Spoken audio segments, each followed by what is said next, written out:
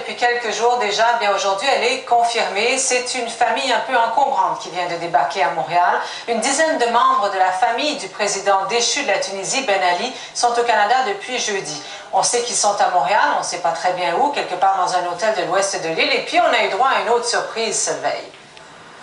Oui, on a eu droit à une autre surprise. La rumeur voulait que ces gens-là seraient arrivés avec des passeports diplomatiques. Eh bien, ce qu'on a appris aujourd'hui, c'est que ces gens sont ici en toute légalité parce qu'ils ont le statut de résident permanent.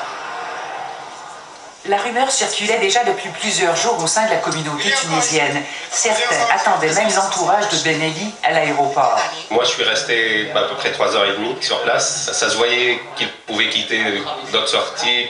De sources gouvernementales, Radio-Canada a appris que de 5 à 10 membres de la famille élargie du président déchu, dont un de ses beaux-frères, sont effectivement arrivés à Montréal jeudi par jet privé. Une arrivée qui s'est faite en toute légalité, selon le ministre fédéral de l'Immigration. Il y a certains membres de la famille qui étaient déjà résidents permanents et ils ont le droit d'être au Canada. Ceux ou celles qui n'étaient pas des résidents permanents du Canada, il faut qu'ils obtiennent les visas et ça serait franchement très difficile.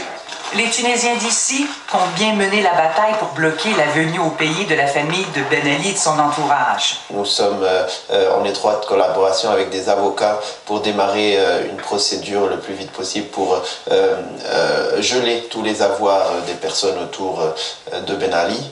Il faut comprendre qu'on évalue à 40% de l'économie tunisienne qui appartient à la proche famille de Ben Ali.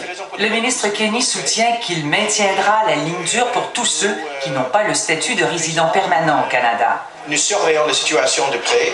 Nous ne voulons pas évidemment permettre les gens qui peut-être sont coupables des crimes de guerre, crimes sérieux de venir au Canada. La famille de Ben Ali avait commencé à prévoir l'après-régime. Il y a des années, plusieurs avaient obtenu le statut de résident permanent.